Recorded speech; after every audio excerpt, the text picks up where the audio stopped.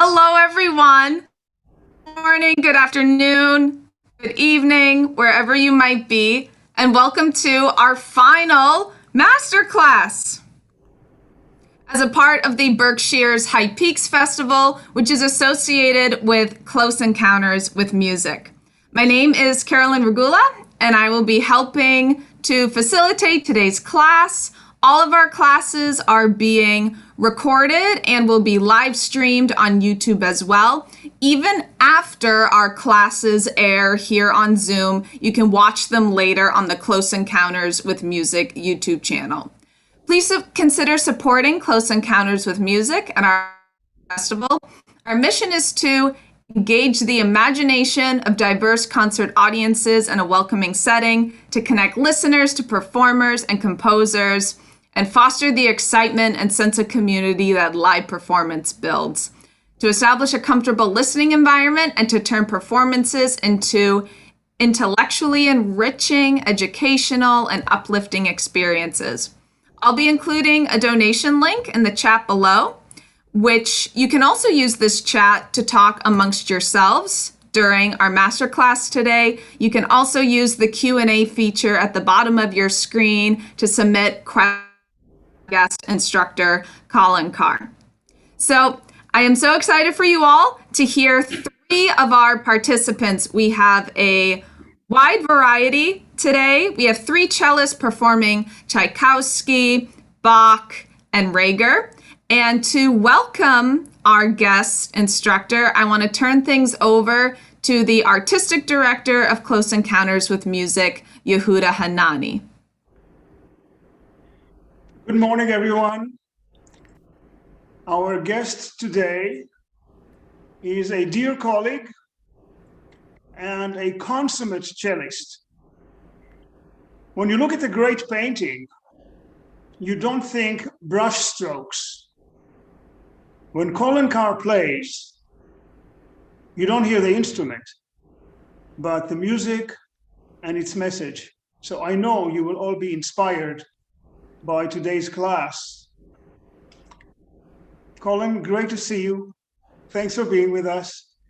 The three young players you will be hearing come from different corners of the globe, the US, Korea, and Buenos Aires, and they're all excited, looking forward to meeting you and working together.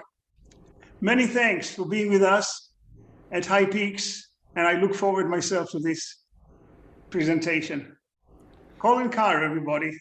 Wonderful. Thank you, Yehuda. It's so good to see you after so many years, and I'll never forget our bacchanalias together in Cincinnati. They were really a highlight of my year, and it was always so much fun to be with you and work with you and enjoy your lively spirit and great insight. So I'm sure that a lot of that has already rubbed off on the students we're going to hear today, and I'm equally excited. So shall we start? Who's first? Is it Phillip? Hi there, can you hear me? Yes, hello. Great. Now, you're playing Rococo. Did you want to play the whole thing or just some variations? No, I think I'll play the theme and the first three variations. Perfect. Okay. Would you like to hear the entire intro or just from the pizzicato? Oh, I think we'd love to hear the whole thing. You would.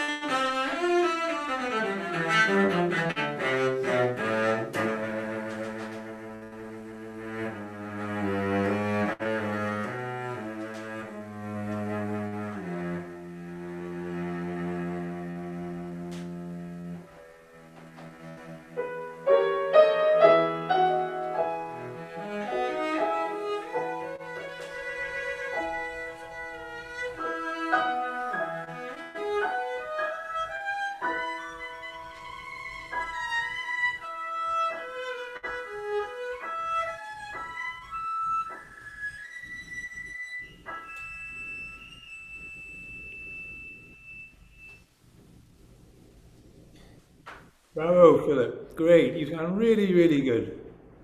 And thank you also to the orchestra. Um, so we don't have a lot of time to do everything in detail. I have a feeling that, sorry, the lights here go off occasionally. I have to move around and then they come back on. Probably you need more help with variation 1 is my guess. Is that right? Probably, yeah. So I think we should concentrate on that. Just before we do it, I'll say a couple of things about, the theme maybe. I think one of the dangers in the theme, we get a little stressed about how to play that first bar. What bowing should we do? How long should the notes be? Which notes are more important? It's really very simple. And I think, as with a lot of things, we should just allow ourselves to be motivated by what goes on in the orchestra, which is something very simple, right? I mean, la da rum, bum, bum, bum. That's it. So those two quarter notes, those are the notes that you want to concentrate on. So if I hear 4 eighth notes,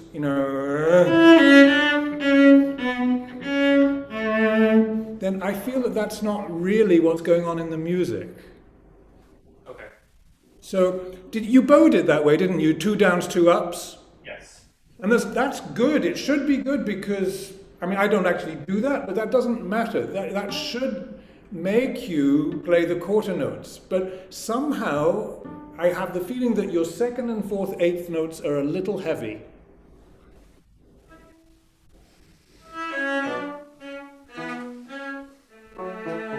Okay, that is already for me a better shape. Now, what about the very, very first note that we hear? You say, okay, it's a 4th finger, and like a lot of 4th fingers, it feels just a little bit not cared for. There are so many times that people don't vibrate their 4th fingers, and I think in this case you're not. I think I just hear, but actually, all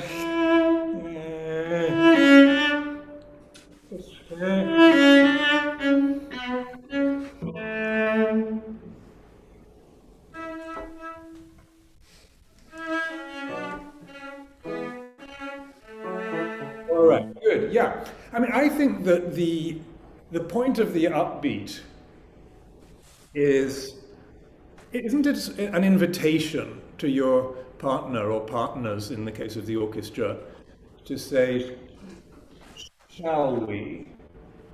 And I think that to make that an irresistible invitation, I think it should be irresistibly beautiful. Okay. Now that doesn't mean slower.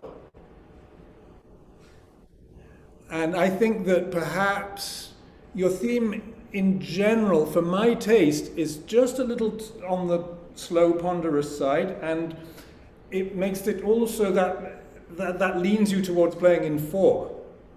Okay. And I think that the direction of phrase, like,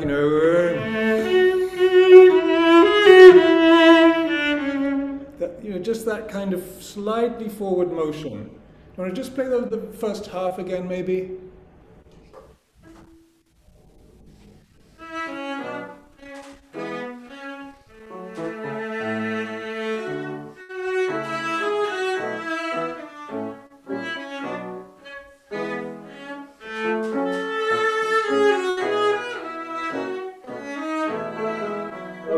Very, very good.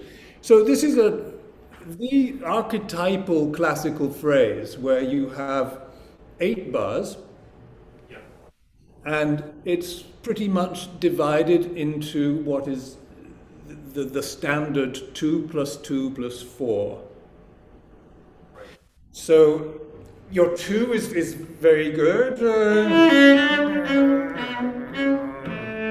Another 2. Now, to play 4, I don't think you can play the next bar exactly the same way that you played the first bar. I think it has more of a forward feeling, because anytime you have a longer phrase, you need to move more. And you also don't want to land on the second bar the way that you do the first time. You want to go through. So.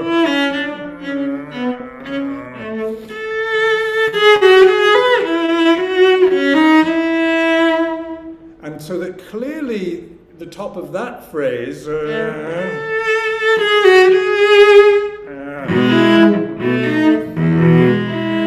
is the G sharp.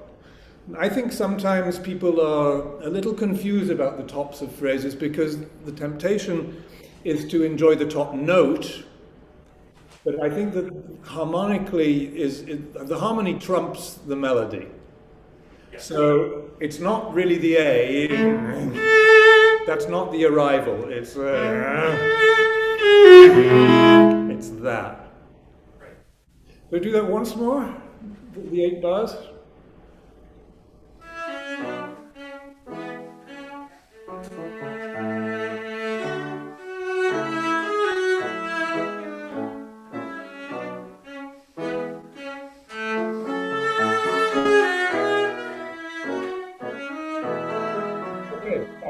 Great, much better.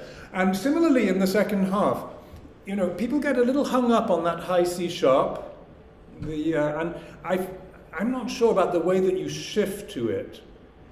So the shift turns the C sharp into a real event when you play.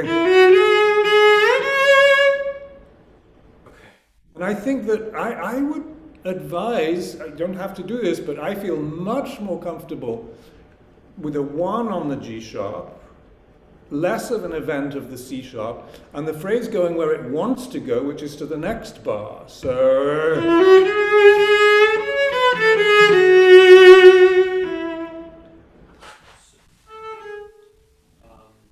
Second phrase.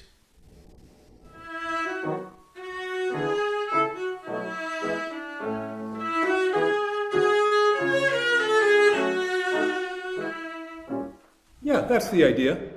So that the C sharp is just slightly lighter. Right. All right.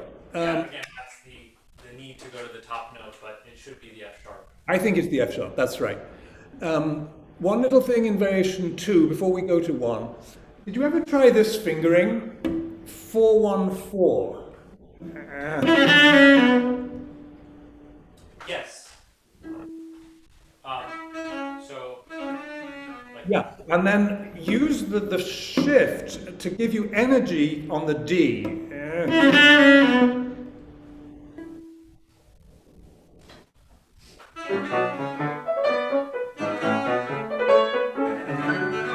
Phillip, I think that you're not using enough bow. It sounds contained, a little bit kind of.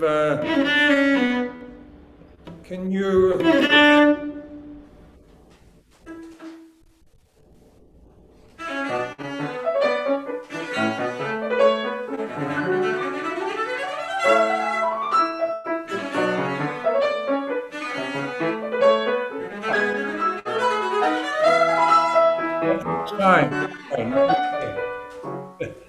That's right. It's good. Don't play it too much faster than, you know, he does write tempo della tema. Right. Right. So let's go to 1 now and tell me if what your issues are in 1 before I tell you what I think they are. For me, I think 1 is actually probably the hardest variation for me.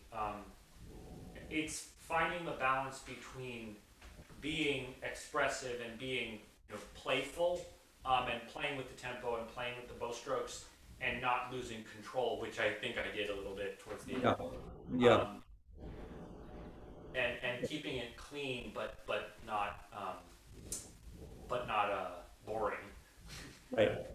I mean, I think that, you know, what happens so often when things are difficult for the left hand is that we zero in, we focus on intonation, and there are other really super important things that get a little bit neglected. So for me, the issues are somewhat in the bow. Okay. And as far as the left hand's concerned, I don't even want to think about intonation. I'll leave that to you because I know that you hear that. But I think you should really think about vibrato. If you play this totally without vibrato and you play sort of...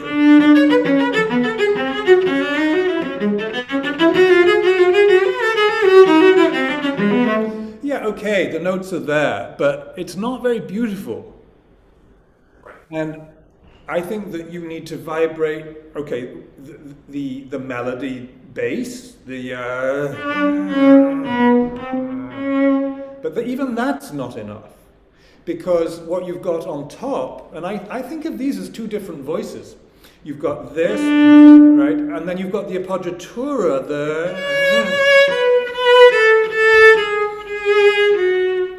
and those are all appoggiaturas.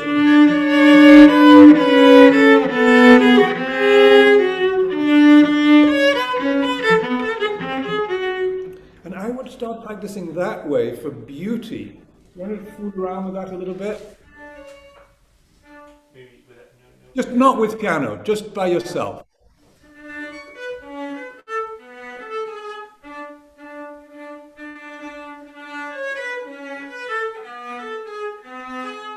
That's right, okay. So what you're doing now is you're using more bow, which I think you absolutely needed, because it was too much like that before. And now with vibrato and a little more bow. Now, but the thing is, if you use more bow, then you're out in the bow and you're going to want to do that, which you don't want. Because the third note of each of these groups is the least important note, right? You have your bass.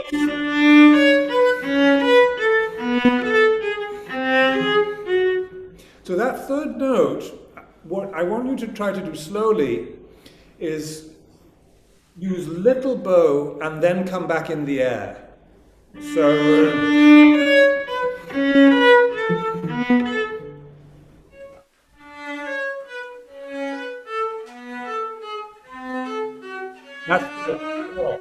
now, can you speed that up a little bit? Maybe not absolute tempo.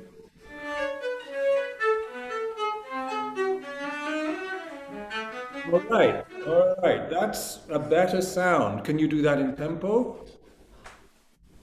Yep.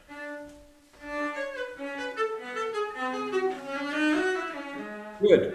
Now, you talked about clean. That was your word, and I completely agree. But if you play,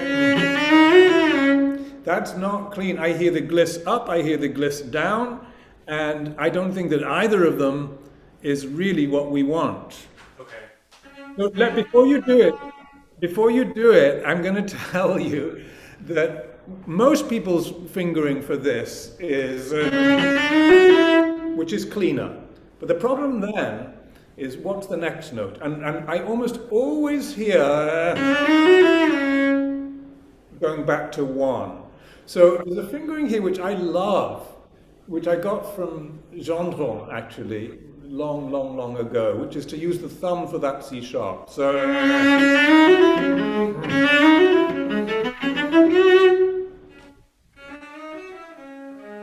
yeah, and that is completely clean, no glisses. Okay.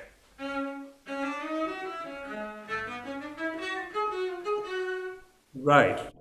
Definitely, yeah, I mean, it'll take practicing, but I like that. Good. And then think about vibrato the whole way through. Think about harmony. So, when you play a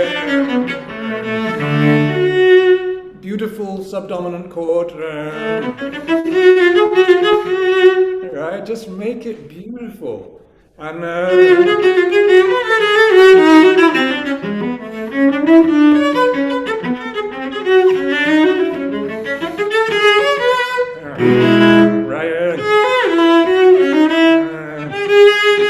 thumb vibrato, right?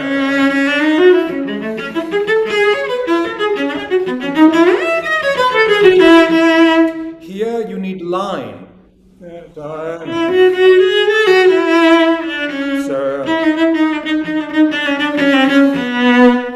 the best way to get line is distribution of the bow. More as you go along or less as you go along. In this case, more. So,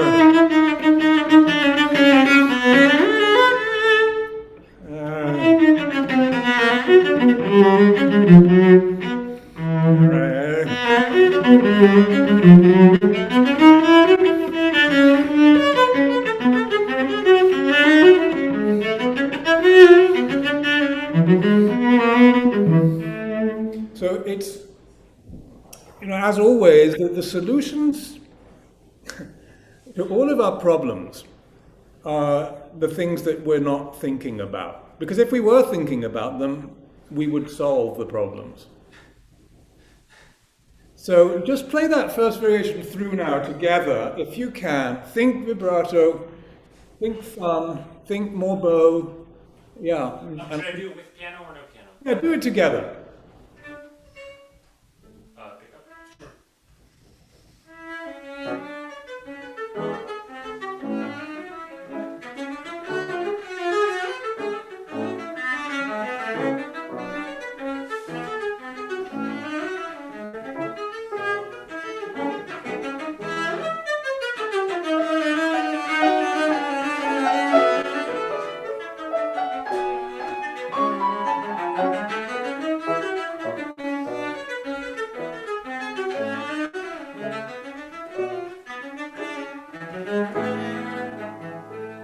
Good, yeah. Well, it was more expressive, it had more shape, it was more fun.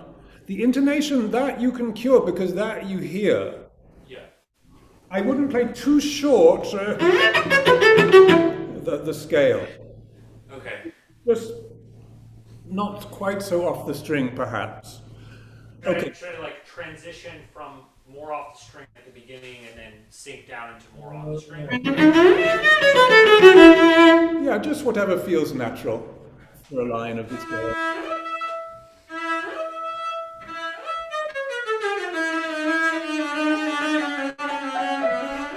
Right. When you get to, I think you use too much bow. Because if you're playing, I wouldn't play, right? It's shapeless, but,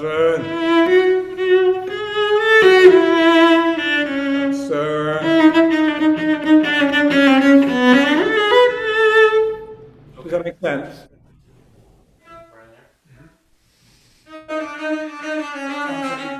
That's right. No, that's good. I hear it. That's fine. I don't need to hear that again. That's okay. So, just one little thing before we stop in the third variation. I think you could sustain more. I think that.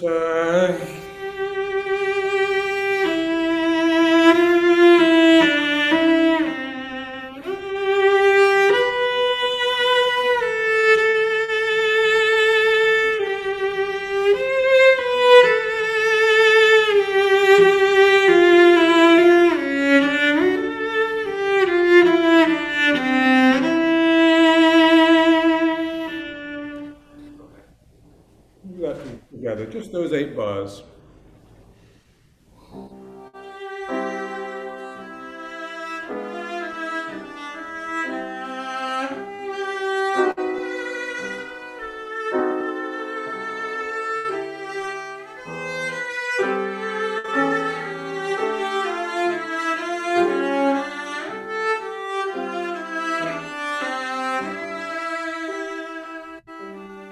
Yeah, good. That's right. And you're pretty good about not using too many harmonics, but I just want to mention this for anyone else who's listening, because the one that you do, this that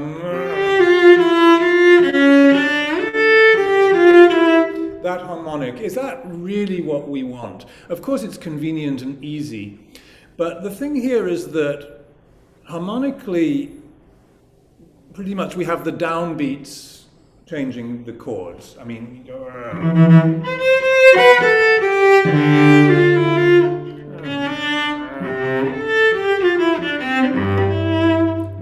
So just to play that sound on a beautiful harmony note, right?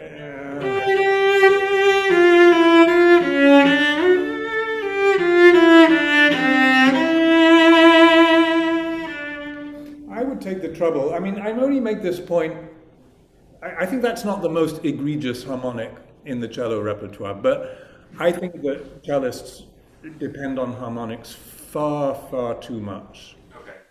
And every time you use one, just have a little think about whether it's really the sound that you want or whether it's just convenience. Because I think originally I was thinking like it would be something that sort of, you know, sticks out like a high point or sort of almost like a bell sound, but I don't think that's executing as well as Right, right. Actually, I think it's a light note. I think you're going to the next bar. La da da da da da chi. So I think it's light and beautiful. Okay. And yeah, convenience always comes at a price. Yeah. Okay, Phillip, it's great. Beautiful playing. Really enjoyed it. Thank you so much. Pleasure. Great meeting you. You too. So who is next? Is it Anna or Hannah? We have Anna next. Anna next. Okay. My light went off again. Hi, Anna. There we go.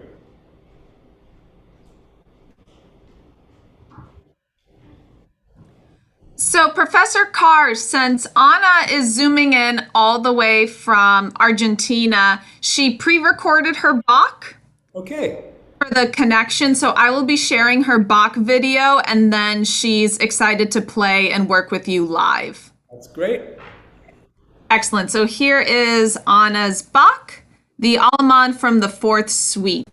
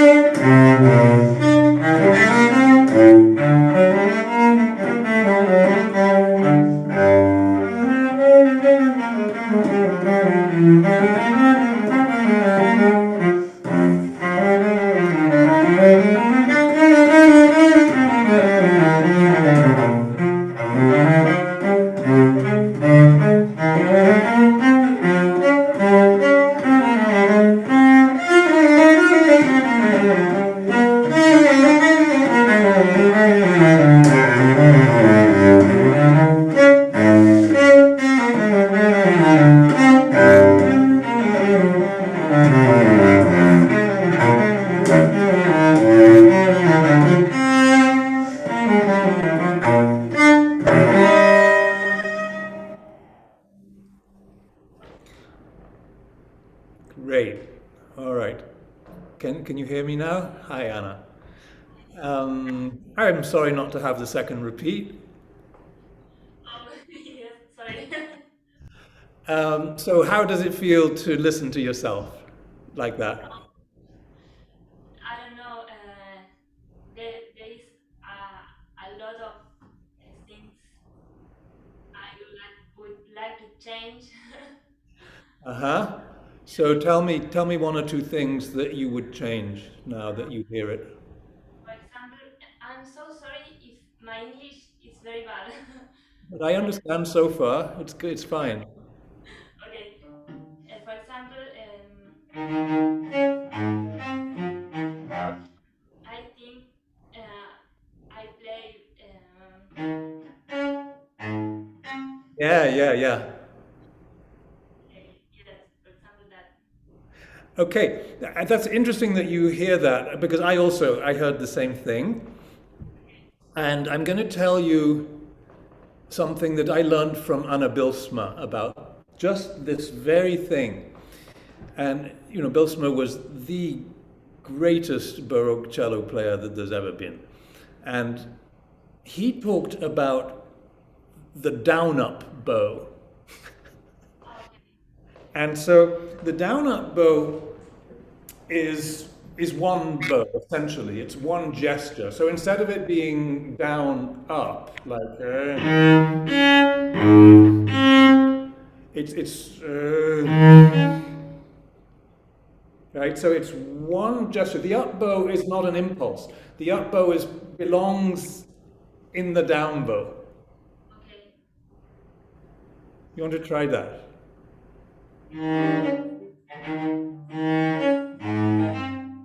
Yeah. Now maybe the second one is slightly different because this is two notes, one gesture. I think that the next four notes are one gesture. I don't think it's. I think it's. So we hear the bass.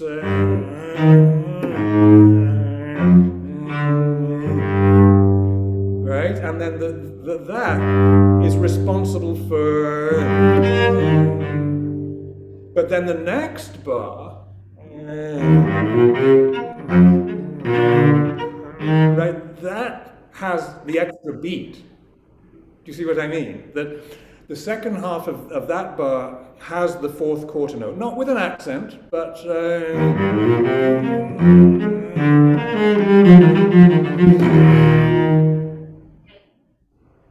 So play those four bars rather.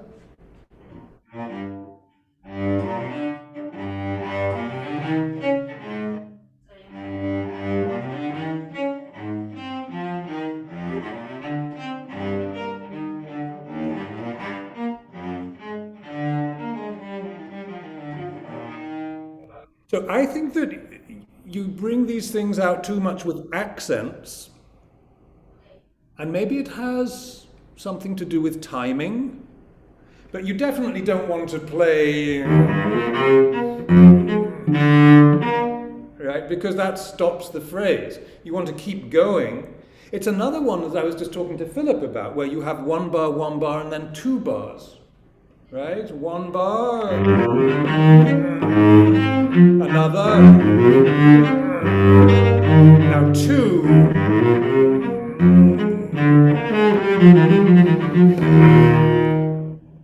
so when you have the two bars, you don't want to stop anywhere.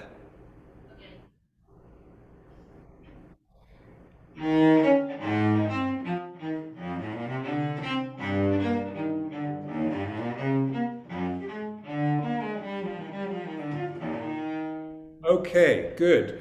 Now, this chord, or this one, there are a lot of them in this piece. You have any trouble with it?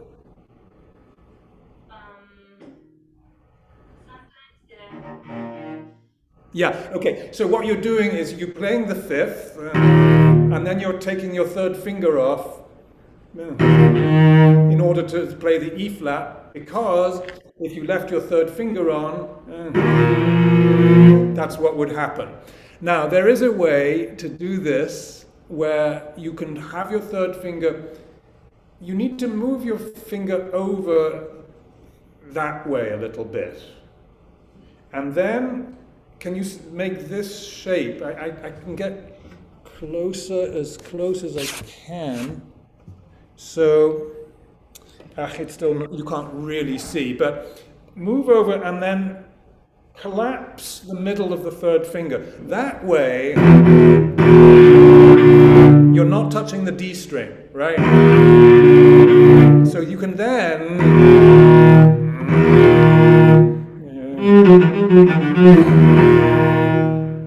and then you can hear the top two notes together. But it does mean a different hand position in order to do that. So does that work for you? It's quite hard. I could explain it much easier if I'm with you in the room and I can see what you're doing and you can see what I'm doing. But that is the essence of it, that you have to, if you just put it where you normally would, you're going to be touching the D string. If you move it over a half a centimeter, then you can clear the D string. Can you just record? Yeah, there you are. Okay, exactly. Yeah, that works. Great. Now, the beginning. What is our job at the beginning of a movement, or in the case of the prelude, the beginning of the piece? Do you have an idea? What are the things that are really important to do at the beginning?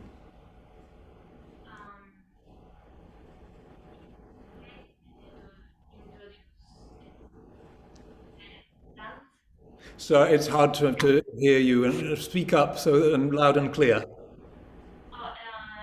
I think in this case, introduce to the dance. Okay, so the character of the dance, certainly, that's true. I think there's something even more fundamental than that, which is we need to establish tempo and pulse,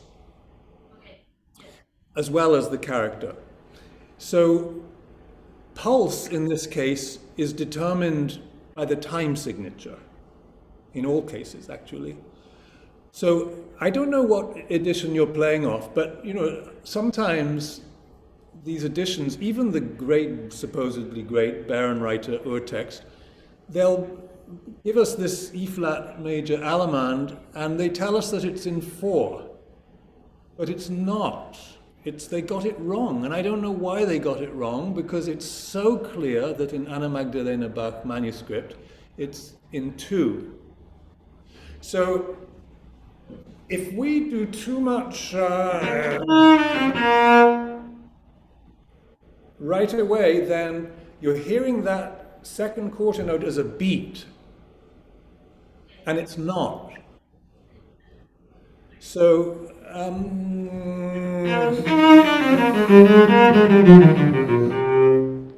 and that is so much more appealing, I think. So just play that first bar.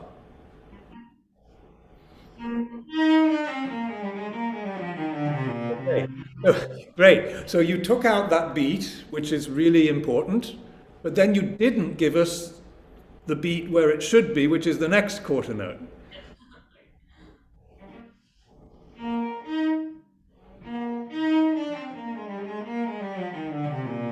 Yeah, and I think that to some extent this is also, it helps to execute this with timing.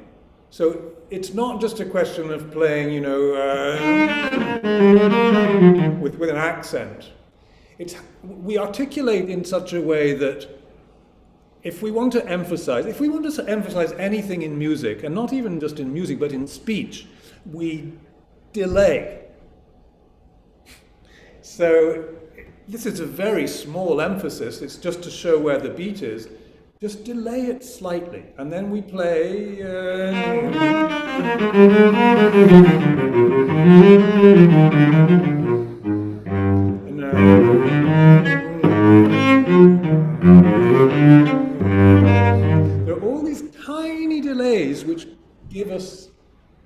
rhythm and pulse.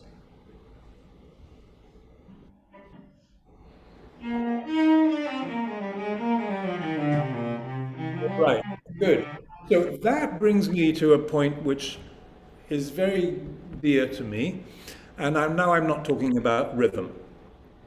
I'm actually going to talk about fingering, similar to what I said to Phillip about, what was it? It was that kind of thing. So these kinds of things, and I'm hearing them everywhere. Okay. Now, my premise here is that the fingering and the bowing have to belong together. And the premise is, wherever possible, and I must say in this movement, it's in every single case possible, don't shift inside your slurs. So sometimes that means changing a fingering, sometimes it means changing a bowing. If you play with two groups of 4 in the bow, then it's impossible to stay true to this principle. If you do something like this,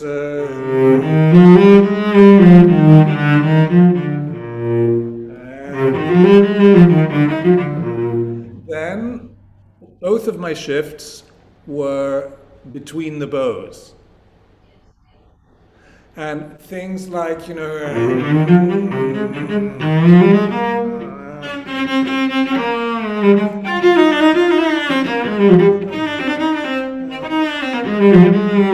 it's everywhere.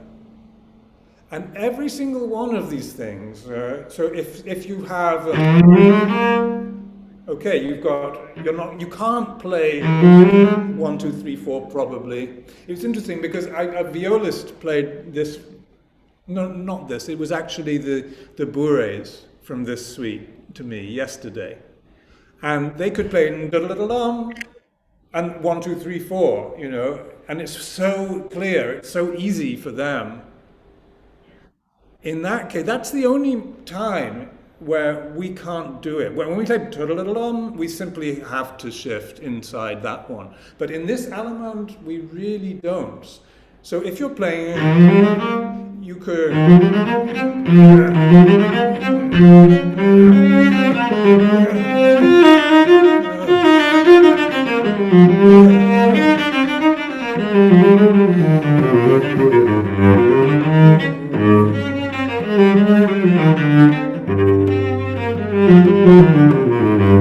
Every one of them, I figured out a way to marry the left and right hands. And I think it's such a good idea. It will help you a lot to clean this up. Yes. So it's not going to be something that you can just do like that. But I'll give you 1 or 2 other examples. Not in this suite, but things that people do just as a matter of habit, and I hear it so often. So right, and it just sort of makes me go, really? Is it necessary? And with that one, well, you could. My preference would be say, okay, I'm just going to go. But if you really like the bowing of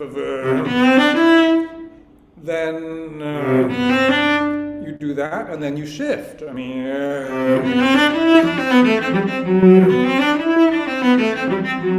also possible. The other one is that's just the default fingering that pretty much everybody does. And it's possible to hide it somewhat, but if there's a whole succession of them, one after another, then they tend not to get hidden. And that one, yeah, you have the choice. You could keep your fingering, change the bowing, and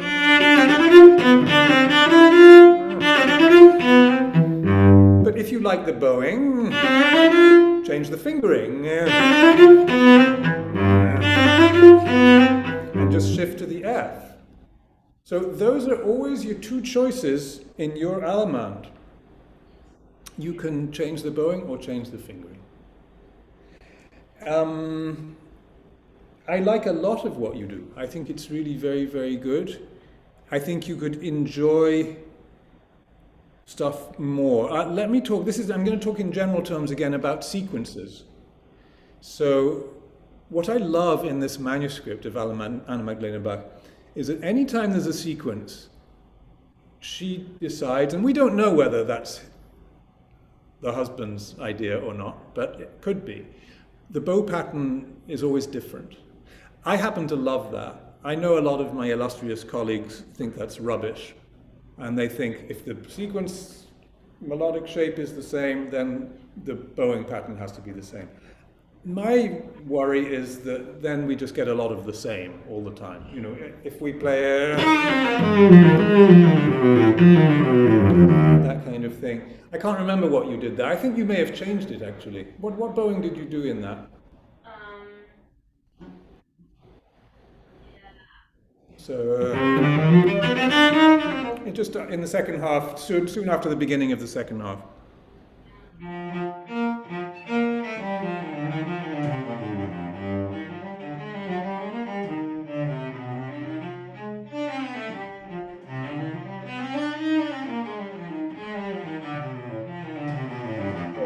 Yeah, so you do 4, 4, 4, 4, 4, 4. And yeah, I think you could have more fun. So,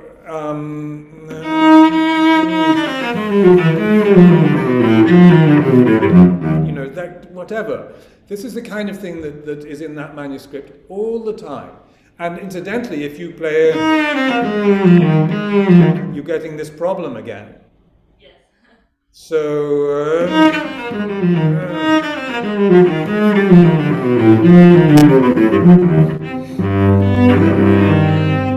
and for me, the advantage of this kind of approach to the bow, and this is also very much Bilsma's approach, it just makes the listener feel, and it makes us feel as players also, that we have more spontaneity. That we can do this bowing in a sequence, we can do that bowing, we can do anything. We're having an idea to do things which are fun. It doesn't change the essence of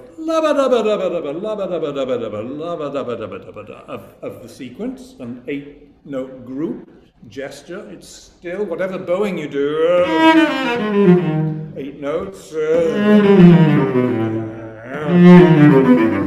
They're still single gestures, but I really love this as so when you play, you know, people will mostly do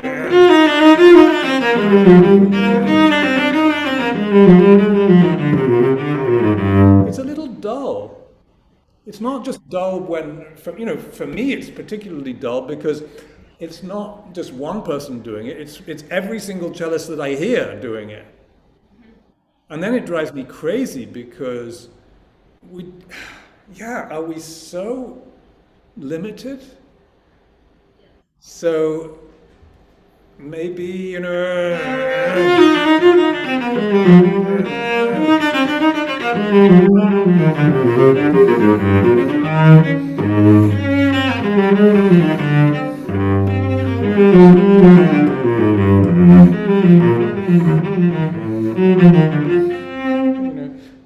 lots of different ideas you could have.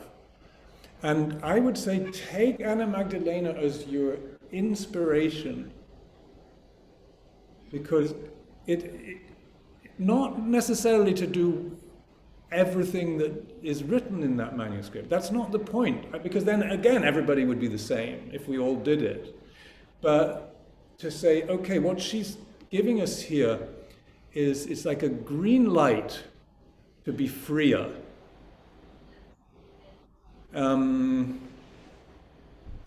So, you know, when people do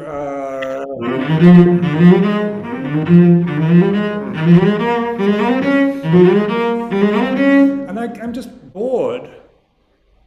And there are all these things where you could play, you know, and she does that with no slur, and it's, whoa, yes, nice idea. So yeah, it's beautiful. You have a little bit of an intonation issue. I don't know, the Alemann's not the best example of this, but you know, if I talk about the prelude for a moment, I practice.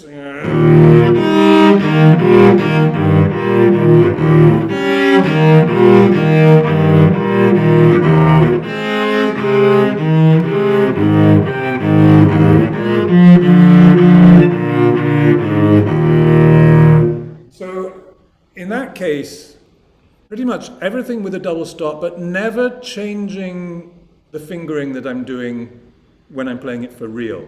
Just simply adding another note from the notes of the chord. Now with the Alemann, you could still do some of this. I mean,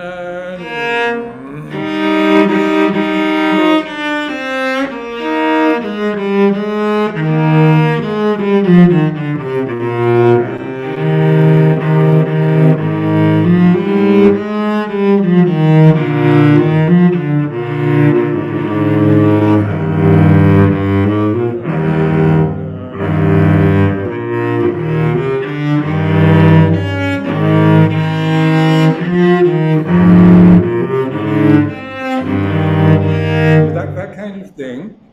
It's a great brain exercise as well because it makes you just more harmonically aware. So I think it would have a double purpose. It would, yeah, make you harmonically aware, but by being harmonically aware, playing these extra notes, it will, one hopes anyway, really center your intonation in a way that I think it could be more than it is at the moment.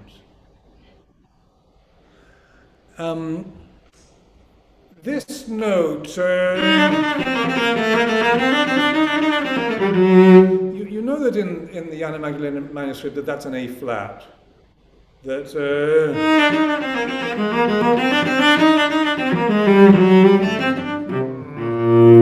I think that's more interesting when the A flat changes to A natural. And as with all these things, you know, there are differences of notes, there are differences of even, certainly many differences of articulations and slurs in these sources that we have. I think the best source is Anna Magdalena. She's sloppy, she makes mistakes, she misses notes out, she misses beats out sometimes. And so, but we have these other sources, Kellner and Westphal, and there's one other one which is supposedly less reliable. But if you're in doubt about notes, you know, consult all four.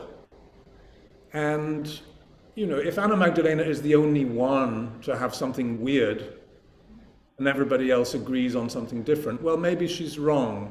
But I think in this case, she's not the only one who has that A flat. And I think it's a good one.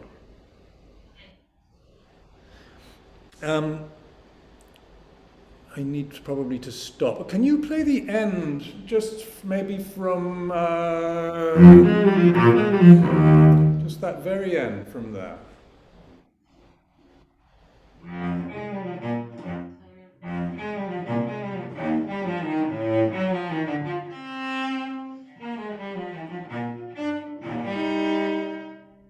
Yeah, good, okay. You do it. I think that you take the time to play, and that's good. I think you could also change the color, because it's really a surprising, if you're playing in E flat major, we expect that.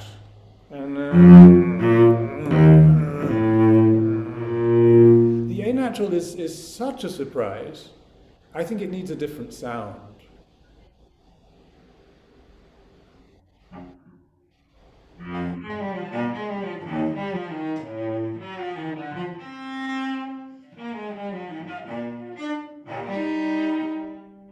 Yeah, that's nice. That's really nice. And I think that you're pretty good with this. Very often people feel the need to end all these movements like that. You know. And I think that, I'm just going to say this now for whoever's listening, because I think you maybe don't even need to hear it, but I think it's so nice if all these movements end in comfort. The tension is before the end, and the end is resolution. So, it's tension, and then,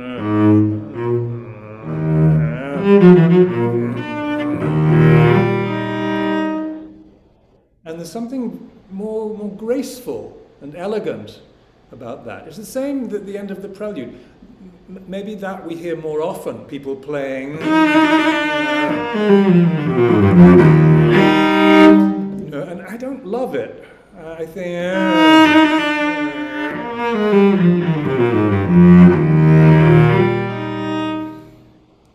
I think it's more beautiful. Okay, Anna, beautiful, really, really nice playing. I think that you're very, you have good basic Baroque sensibilities. Okay, thank you. And yeah, just you can take them further. Okay, Thank you so much. thank you. Bye. Bye-bye.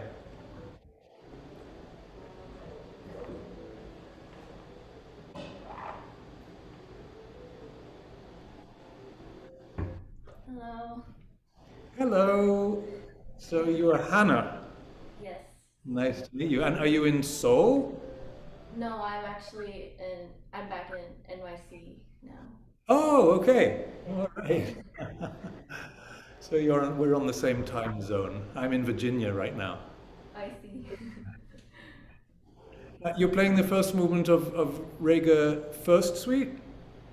Yeah, this will be the first suite. Okay. So this isn't the piece that I play.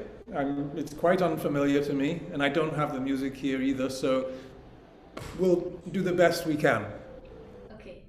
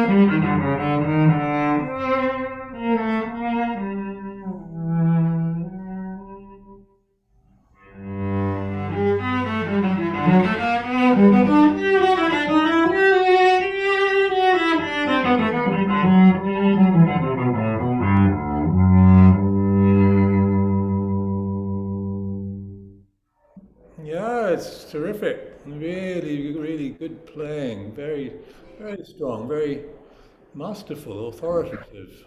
It's great.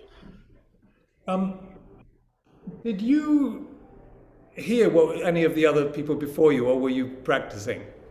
I did hear in and out. Okay. Because, yeah, I was talking about sequences, and did you hear that? Yes, I did. And of course, I mean, this is an homage to Bach. I mean, he's lifted it out of the beginning of the G major suite, hasn't he? Yes. You remember, I'm sure you've played the G major suite. Just as a matter of interest, what bowing do you do at the beginning of the G major suite? I haven't played it in a while, but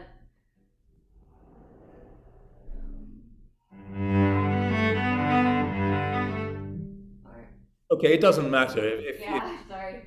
you know, I don't want to put you on the spot, but I'm pretty sure that whatever bowing you decided to do, you kept it the same for the first 4 bars. Yes. Yes? You just experimented then with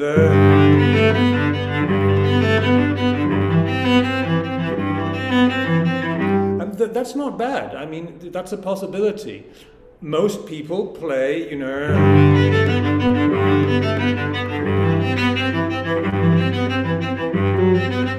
That's what most people do. Also, it's not bad, but I think for me, what's wrong with it, with both of them, is the keeping it the same. Yeah. After we're done, we're going to ask Yehuda about what he feels about this, because I know that, you know, I'm probably in the minority here, and you know what interests me horrifies other people, and so just to be clear, what is in that, and this is relevant. You know, I'm not just using up time here. What Anna Magdalena writes in that is a different bowing for each bar. So I'll play very slowly. Wait, let me see.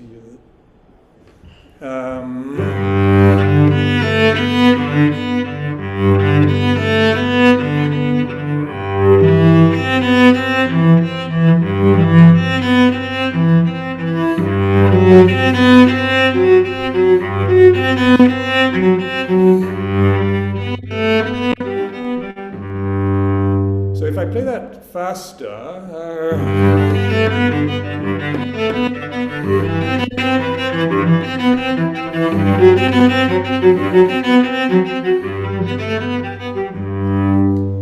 Now, I don't even particularly need to know whether you like that or not, although I'm curious to know whether you do. I do. I like how it doesn't sound repetitive. Right. Okay. So if we now go to Rega, so these notes, it's something.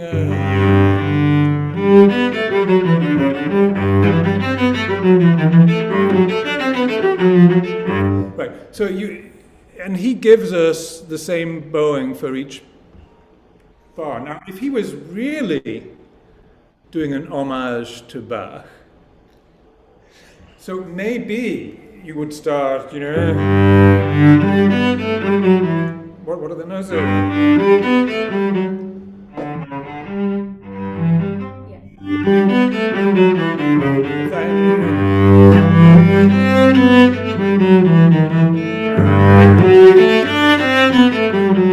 Right? So, and it would be the same idea. Now, I feel more comfortable messing around with Rega than I do messing around with Bach. Yeah. So I would love to know if do you want to try that? Yes, of course. So first bar as is, second bar slurring the way she or he did. So third bar.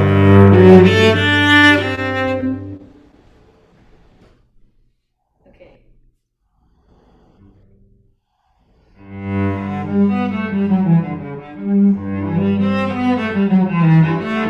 Second bar already different. So second bar, the G alone.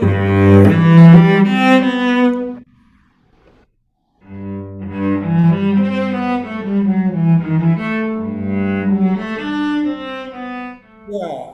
Or maybe, so change the third beat so that the third bar you get on a down bow. So we play.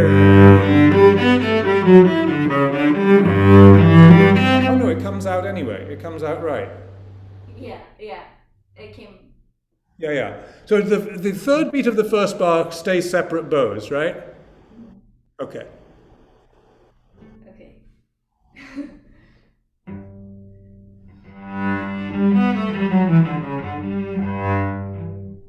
Yeah.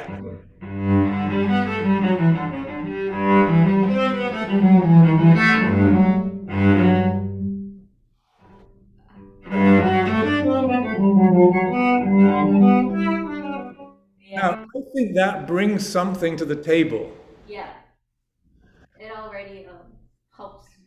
And it's just, again, this idea that it doesn't change the music, it doesn't change the nature of the sequence, we still feel that. Yeah. But it gives us, I just like this idea of looking at a work of art like this, and then like that, and then like that, and then like that. Yeah. And it's just, you get more from it when you do that. Yeah. So play from the beginning again, and I'll stop you after the next sequence because I had another idea for that. Okay. Then for that next sequence, I'll just play as I was. Well, if you want to experiment, that would be amazing. Okay. But why don't we go to the next sequence and play slowly? Okay.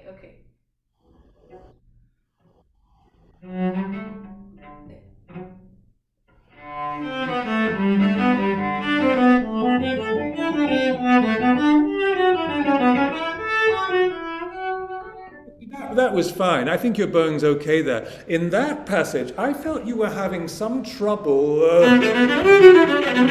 with these shifts. I don't know. It just wasn't clean. So.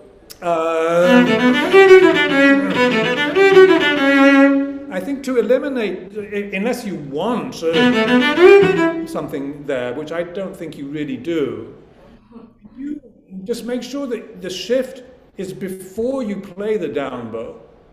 Yeah. So I'll just play right on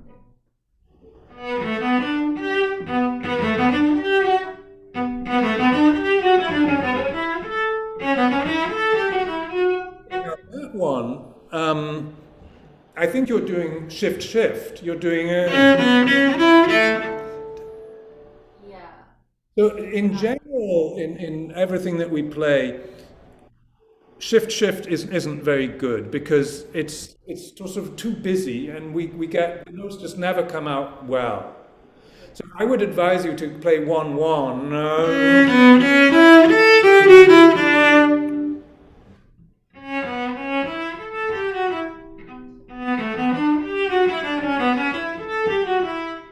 That's cleaner for sure. Yeah. Yes. And then I don't want to hear. So.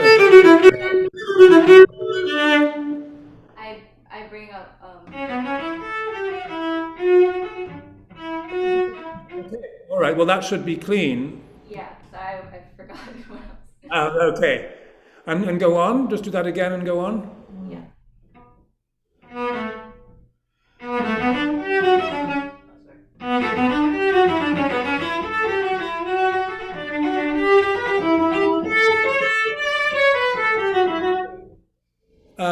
Maybe there's a vibrato issue here. So, I'm always very keen to vibrate my little notes, not equally, but to pick one or two that are important. So, you play that with nothing, but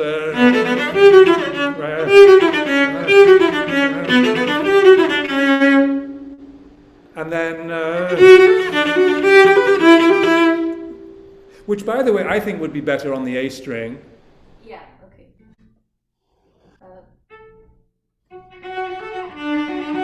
Sorry.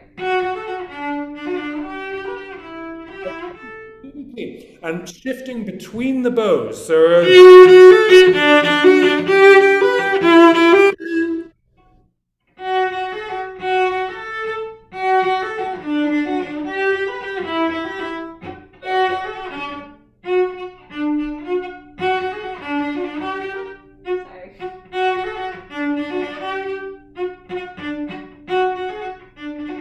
So how I would practice this? I would go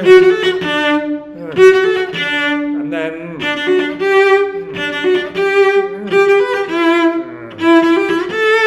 or whatever. Then I don't know if I'm playing the right notes, but that is a great way of practicing any passage work because it just makes sure that you are clean and solid on the shift, and you hear the note that you arrive on.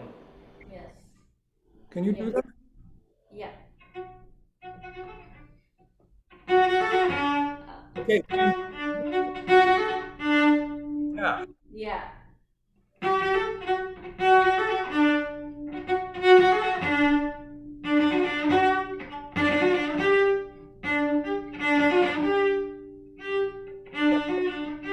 I think you don't do enough when you practice this way. Is say that the note that you end on has to sound like the beginning of an impulse, right? All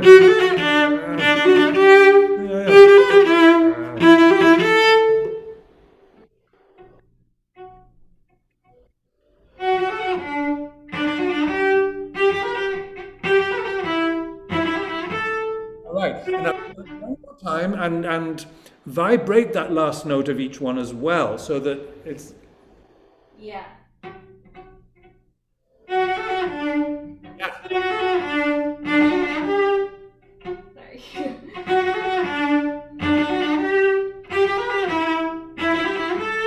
Okay. Now play for real with everything connected.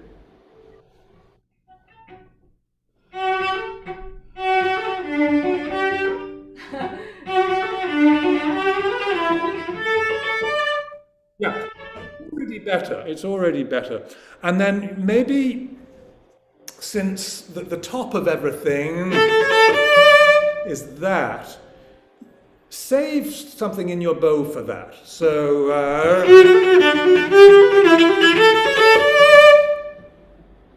yeah. Yeah. Should I try?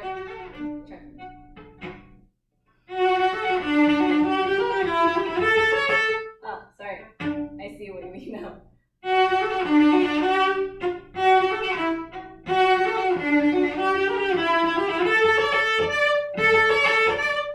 that's right.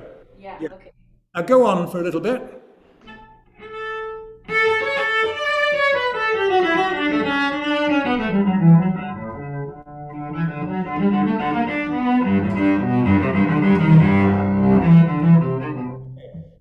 this is, did you hear me talk about the down up bow? Yes. Yeah. The point So you could do, you're doing it a little bit, but I think you could do even more.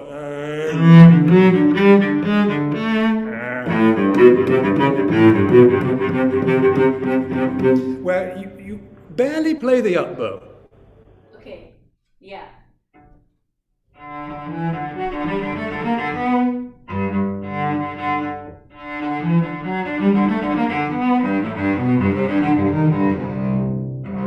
Yeah. Okay. Go on. Uh,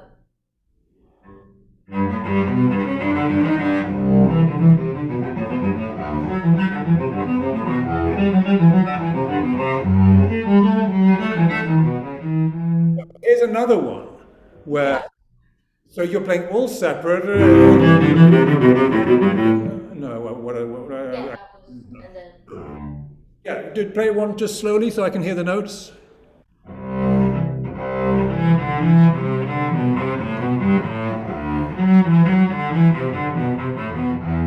I would look for, if you, okay, maybe play the first bar that way.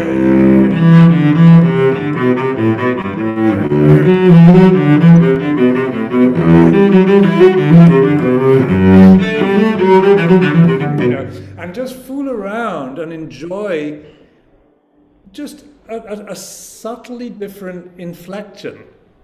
yeah.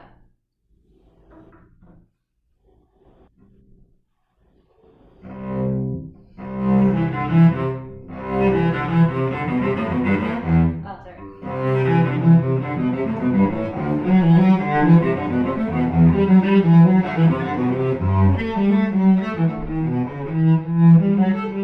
Yeah, I mean, and you know, you can, maybe it's too much, maybe it's too fussy, but I just like this approach to music. And the thing is, you know, that in this particular case, because this movement is such a nod to the prelude of the first suite, that's why I think you could think about it, because Yes, definitely. you know, there's so much of this in that prelude. Yeah. Going on, my problem here is that the food situation here at Heifetz is such that they have brunch, which ends at 12, and if you don't get in before 12, then you get no food, and then there's no lunch. There's no. I have to make sure that I get down there. Of course. 10-2 or 5-2 or something like that. I really liked the way you did your double stops. You get around so well. It's Really, thank you. do you feel you have any trouble with that? Are there any of them that are problematic? The sixths anywhere? The doubles. Well, the past like couple weeks when I was working on this, I was more focused on the double stops. Yeah. And trying to make the shifts into each one. Yeah, that's the thing. I'm hearing a little bit sort of, you know, those kinds of things. I don't know what the notes are, but those could have been cleaner. Yeah, I agree. Can you find that place for me? Yeah.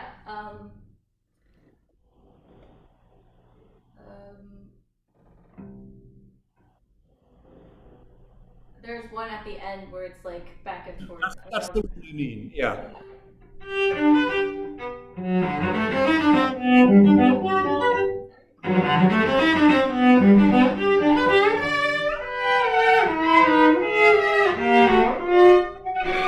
Yeah, sorry.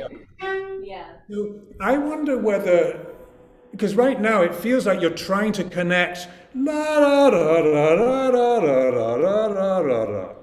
And if you think of them as really different voices, Yeah, exactly. and one comes from there and one comes from there, so ba-dum, ba-dum, pa-dum, pa-dum, you know, then that approach gives you just a little bit of a fraction of a second between to set yourself Yes. next one. Yeah, yeah. I want it to be two lines, but I Yeah. get so caught up in like Right. Right, right. Yeah, I will play that. Just a little under tempo. Yeah.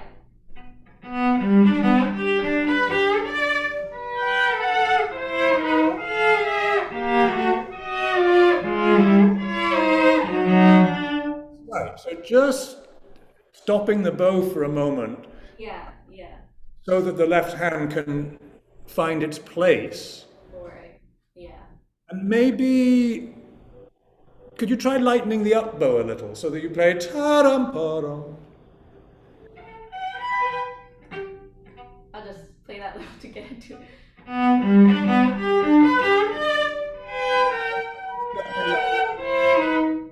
Maybe I meant if it comes out that way, then yeah. Yeah. Then.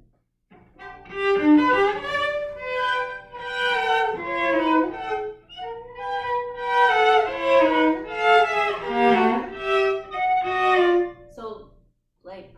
Well, I mean, you can choose. I don't think it really matters, but the obvious, sort of most natural thing would be the high one to be more, right?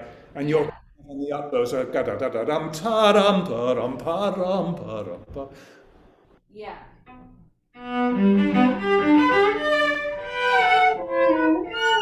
Sorry.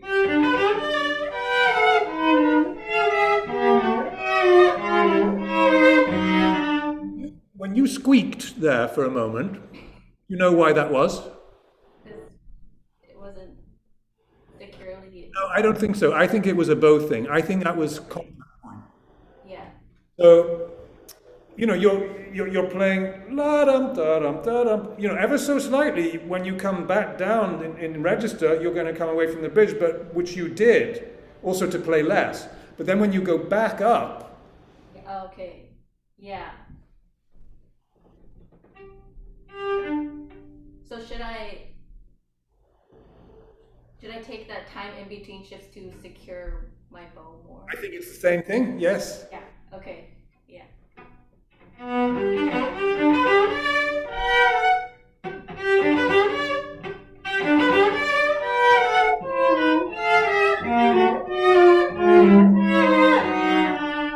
Well, that's certainly cleaner.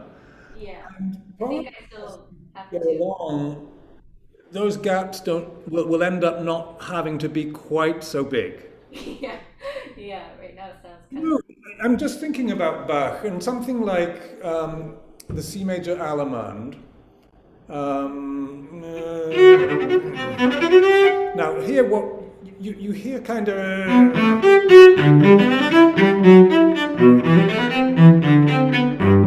and that's everything connected.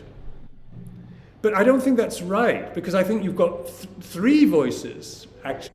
Yeah.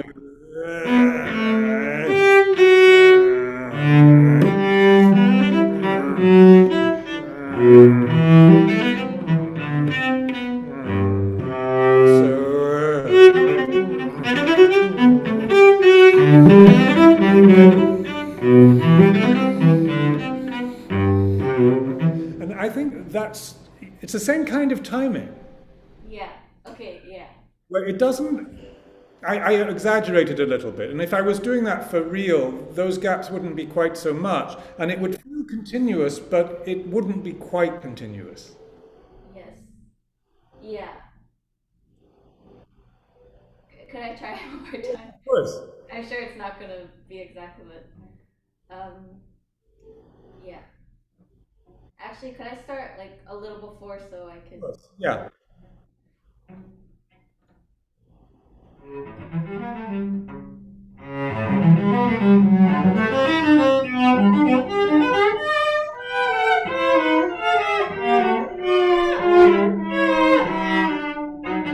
Yeah. Great. No, you've got it. That's absolutely the idea. Okay. Yeah. Yeah. Terrific. I'll continue to work on it. Really good. I don't know if you're aware of this, but I just want to mention one other principle here, which is if you're vibrating double stops, which you should, right? Yes. If you do a normal vibrato that you would do, you know, if you do that on when you have two notes, it's a little tight, just a little. So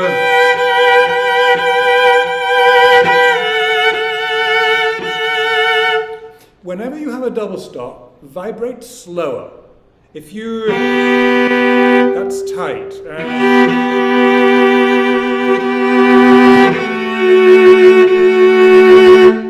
That's a good relaxed vibrato, but it's so slow, and if you do that on one note, you hear every oodle, but when it's two notes, you don't hear that. So it's a really good rule. Yeah. Just slow the vibrato down anytime you have double stops. Yes. And it won't sound tight. Okay. Yeah. Could I try that? All right, and then I have to go, or I'm going to miss my food. I haven't eaten yet today.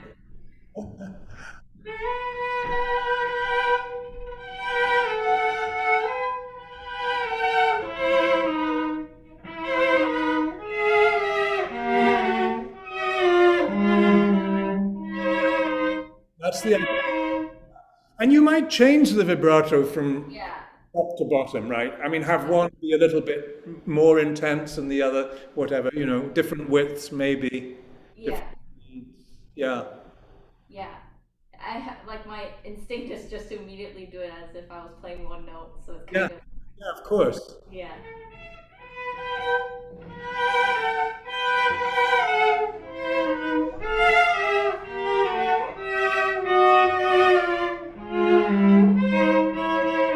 That's the right approach. And then in the end, because you have a really good technique, you get around the cello so well, probably it's not going to be slower.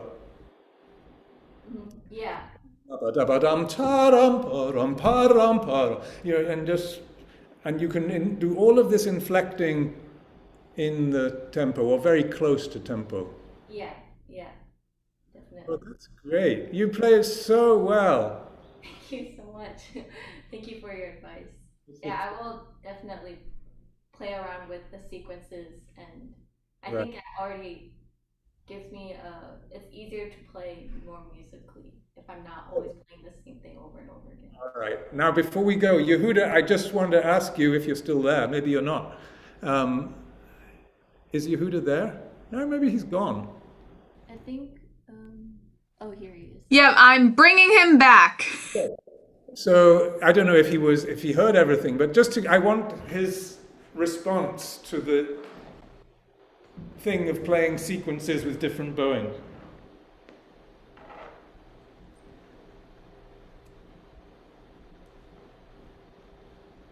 Do it quickly, Yehuda, or I'm going to miss my brunch. Hello? Am I on? Yes. Yes. Oh, I don't see myself. Well, lifting Anna Magdalena's bowing to mess around with Rager. Yeah. What a beautiful idea. Brilliant. Oh, I'm glad you like So it. much. Great to have you with us. Wonderful. Well, pleasure. I really enjoyed it. 3 very talented people, and this is just what I love to do. It's what I live for. Me too. Looking forward to seeing you soon again in person. I hope so. Thanks for having me. All the best. Many, many thanks. Okay, bye, everyone. Thank you. Bye, Carolyn. Bye-bye.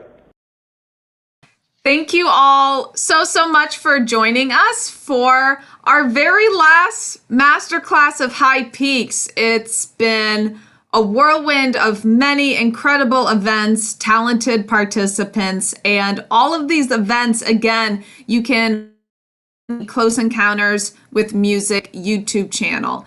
Now, even though this is the last class, it's not the last event. So we have our Moonlight Sonata concerts coming up, and those are compilations of faculty performances and student participant performances. So we get to showcase our wonderful, determined students here at High Peaks, persevering to still create music. And those are going to be tonight, as well as Monday night, having another one. So we had one last night as well. And again, all of those are on the Close Encounters with Music YouTube channel. So you could Google that. You could also Google Berkshire's High Peaks Festival YouTube or Moonlight Sonatas YouTube. Lots of ways to find us. And I do want to say that we were virtual this year again. I just think seeing the enthusiasm from our participants, the careful and individualized feedback from our faculty, you know, everyone is still so engaged in these classes, and students have been saying how much they have still been learning and they feel like they're growing and making progress. And that's the whole point of these festivals. So I think it's a beautiful showcasing of our students' determination and the care of our faculty. So I just wanted to say congratulations to everybody involved and bravo to everyone involved. And on a side note, bravi to Verena Díaz, Hannah So, and Phillip Thompson for performing today. You all sound beautiful. And truly, thank you all so much for joining us for this festival and coming along on this virtual adventure with us. And we hope that you enjoy the Moonlight Sonata concerts that are to come. Thank you all so much one final time for joining us, and have a beautiful rest of your Sunday.